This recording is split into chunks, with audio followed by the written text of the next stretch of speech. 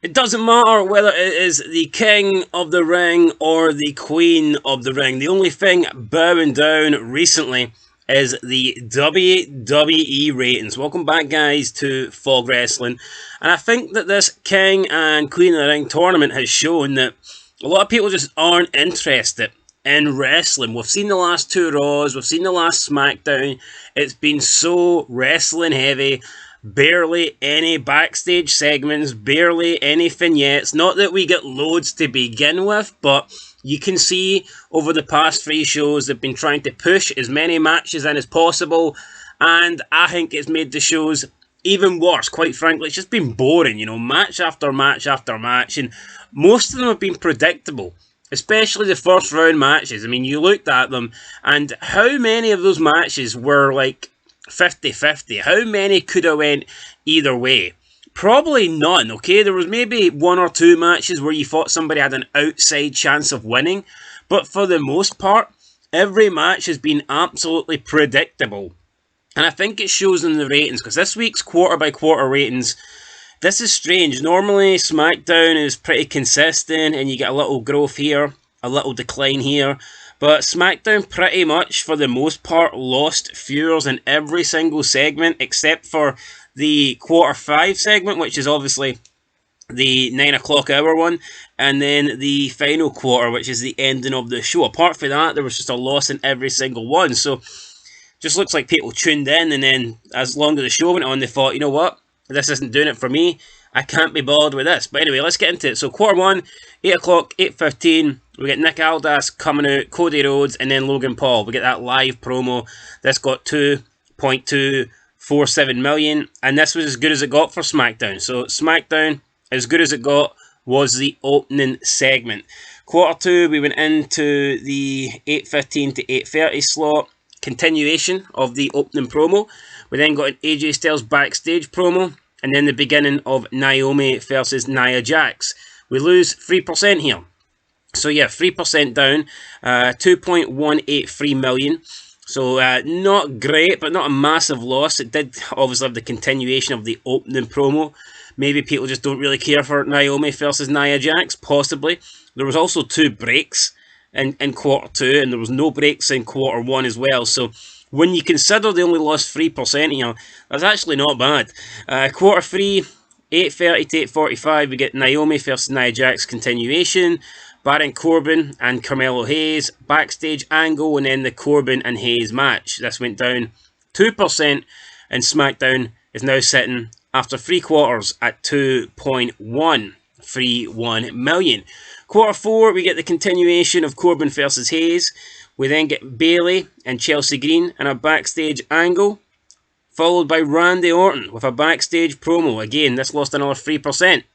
We're now down at 2.06 million. So we've lost 3%, 2%, 3% in the last 3 quarters. We then move into quarter 5, the 9 o'clock special. So this is probably the time where you should have your top stars, okay? Especially on SmackDown.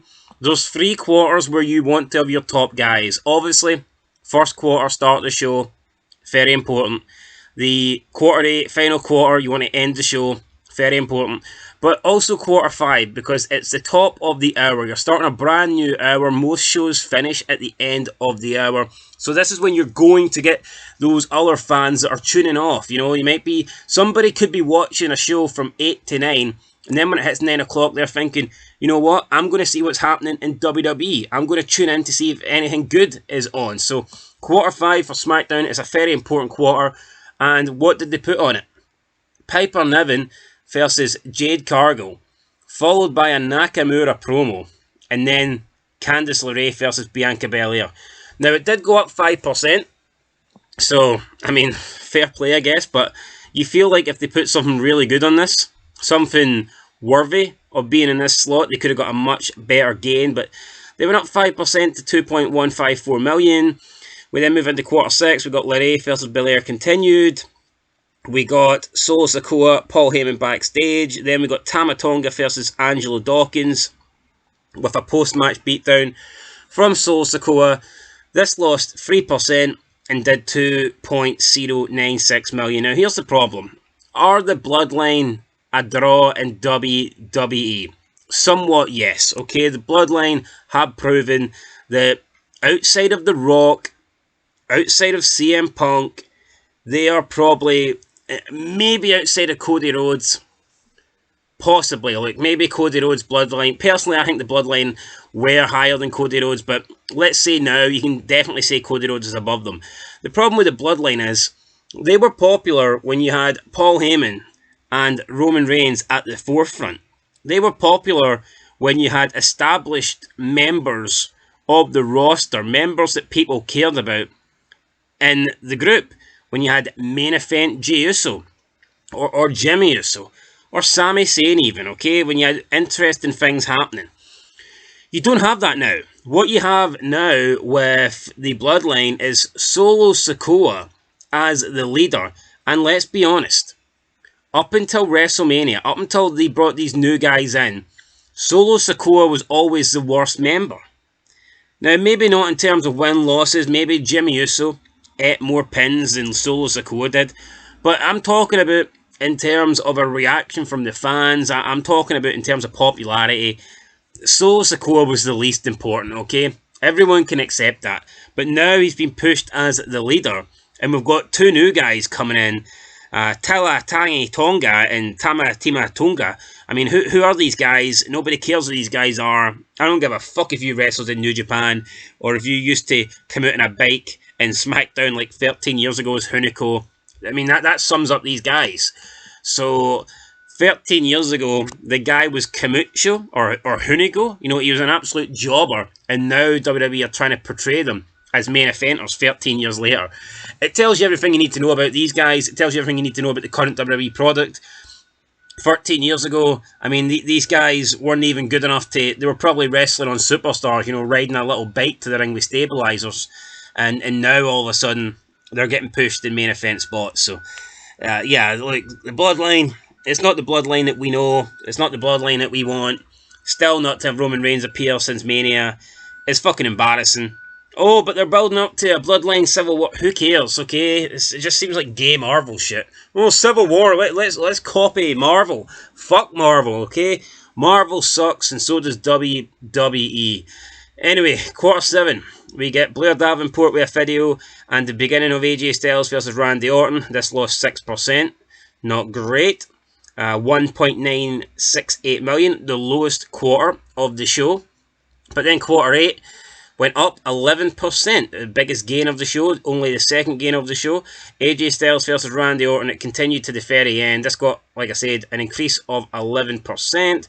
It finished with 2.183 million, and that was a higher rating than the overall show. So the overall show did a 2.128 million, quarter 8 did a 2.183 million. Now, nothing happened though at the end of this, so I don't know, did quarter 7 lose that amount just because of Blair Davenport? I mean, possibly. No offence to Blair Davenport, but I can't imagine many people care or want to see Blair. Nobody wants to see Blair. How about being fair to Blair? Anyway, that's it, Rick Blair. Right, enough of that shit. So yeah, AJ Styles, Randy Orton finished the show with 2.183 million. And it was a boring finish, you know. Orton hits the RKO. And that's it. He pins Styles, he celebrates, and we're left with nothing intriguing, nothing to go off the air. We go off the air with Randy Orton celebrating. I mean, really, is that must-see television? Is that supposed to get us excited? What are we supposed to talk about between the RKO and Randy Orton posing for SmackDown going off the air until SmackDown starts next week? What's the intriguing? What are we doing? What are we talking about? What are we getting excited about? What are we speculating about? Nothing. Nothing happened. Absolutely nothing happened. So there you go, guys. That's your quarter-by-quarter ratings breakdown. WWE is in a... I cannot believe... I honestly cannot believe there is people thinking that this is like the best period of wrestling. Even take that aside, okay? Forget about people. People think this is the best we've seen in like 20 years. And it's like, it's fucking not. It is not. It is garbage. You look at the roster. It's mid-card city. All the main event scenes are just fucking bombarded with mid-card at best guys. There's nothing interesting. There's no storylines going on. There's no characters. There is nobody. These shows fucking suck. Yet some people will pretend that this Triple H era is great. I mean, it's not. It's really not. I think you could certainly make a case it's a what. On the build up to WrestleMania, I thought there was some decent stuff. But as of right now, I think you could argue this is the worst era of wrestling we've seen. Outside of the COVID era. Name me a worse era. Name me a period of time where wrestling was worse than this. Honestly, because despite all the bad moments, like I'm thinking, like I know people say 2012, 2013, they were really bad years. You had CM Punk, you had John Cena full time. You had Triple H wrestling matches, Undertaker, Brock Lesnar came back. He was doing a part-time schedule. You had The Rock in and about floating around. You know, Sting came in not long after that. You had really good fucking shit going on. Okay, maybe the mid-card stuff and the jobber stuff wasn't great. You'd Brodus Clay, but in terms of the main event stuff, you'd really good shit.